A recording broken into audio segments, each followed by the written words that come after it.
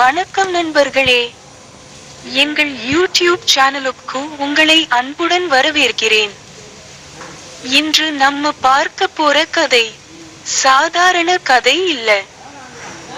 இரவு நேரத்தில் நடந்த, மனசை நெருட வைக்கும், நிம்மதியா தூங்க விடாத ஒரு அமானுஷ்ய அனுபவம். இந்த சம்பவம் 2018ஆம் ஆண்டு திருச்சி மாவட்டத்துக்கு அருகிலுள்ள ஒரு சிறிய கிராமமான செம்பட்டியில் நடந்தது.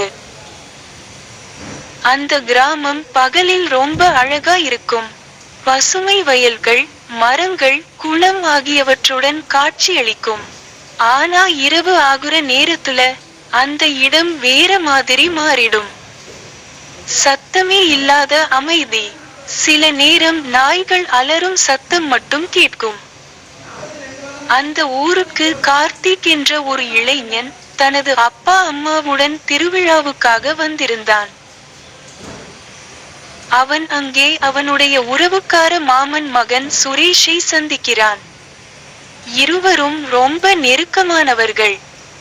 சிறுவயது முதலே சேர்ந்து விளையாடி வளர்ந்தவர்கள். அந்த நாள் முழுக்க திருவிழாவை சந்தோஷமாக அனுபவிச்சுட்டு இரவு நேரத்தில் ஊர்ல நண்பர்களோடு பேசிக்கிட்டு இருந்தாங்க. சுமார் இரவு 10:30 மணி. ஒரு நண்பன் சொல்றான், இங்கிருந்து 15 கிலோமீட்டர் தள்ளி பெரிய கபடி போட்டி நடக்குது. இப்போ போனா இன்னும் நடந்து கொண்டிருக்கும் என்றான். கார்த்திக்குக்கு கபடி என்றாலே உயிர். உடனே போகணும் என்று சொல்லுகிறான். சுரேஷ் கொஞ்சம் தயக்கம் காட்டினான். இப்போ நேரம் ரொம்ப ஆகிடுச்சுன்னு சொன்னான். ஆனா அந்த நாளில் கொஞ்சம் குடிச்சிருந்ததால முடிவில் சரி போகலாம்னு சம்மதிச்சான். இருவரும் ஒரு பழைய பைக்கில் கிளம்புறாங்க. முதலில் மெயின் ரோட்ல போயிட்டு இருந்தாங்க. ஆனால் போலீஸ் செக்கிங் இருக்கும் என நினைச்சு குறுக்கு வழியா போகலாம்னு முடிவு பண்ணிட்டாங்க. அந்த வழி இருட்டு, மரங்கள் இருபுறமும் நெருங்கி நிற்கும். சில இடங்களில் காற்று வீசும் சத்தம் மட்டும் கேட்கும்.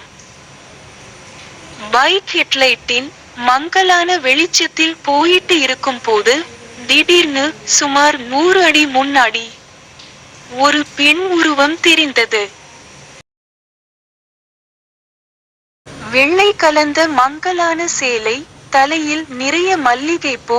அவள் மெதுவாக கையை உயர்த்தி வண்டியில் லிஃப்ட் கேக்குற மாதிரி சைகை செய்றாள்.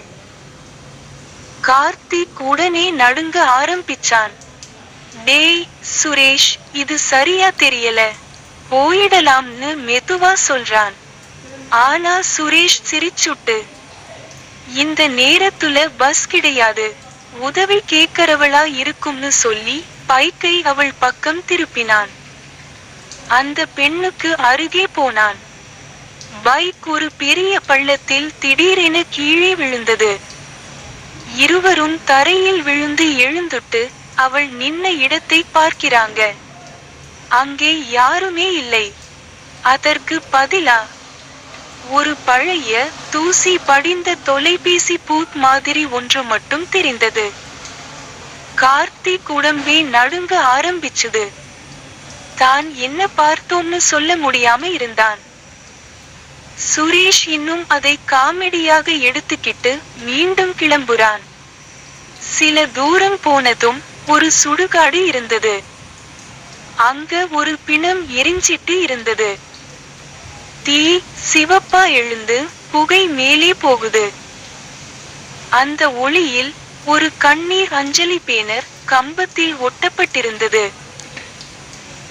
சுரேஷ் பைக்கை நிறுத்தி அதை பார்த்தான். அடுத்த நொடி அவன் முகம் மாறி போச்சு. அந்த பேனர்ல இருந்த பெண், முன்பு பார்த்த அதே பெண்ணு. கார்த்திக் இதுக்கப்புறம் பேசவே முடியல. ஆனா சுரேஷ் இன்னும் நம்பவில்லை. அவர்கள் மீண்டும் கிளம்பினார்கள். மீண்டும் அதே பெண் நிற்கிறாள். அவள் மெதுவா நடந்து வந்துட்டு இருந்தாள். அவளின் தலை குனிந்து முடி முகத்தை மறைத்தும் இருந்தது.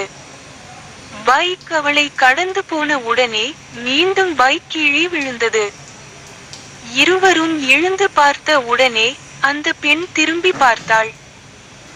ஆனா அவள் நடந்துகிட்டு போகவில்லை. அவள் கால்கள் நிலத்தில இல்ல. அவள் உடம்பு மெதுவா தரையை தொடாம நகர ஆரம்பிச்சது.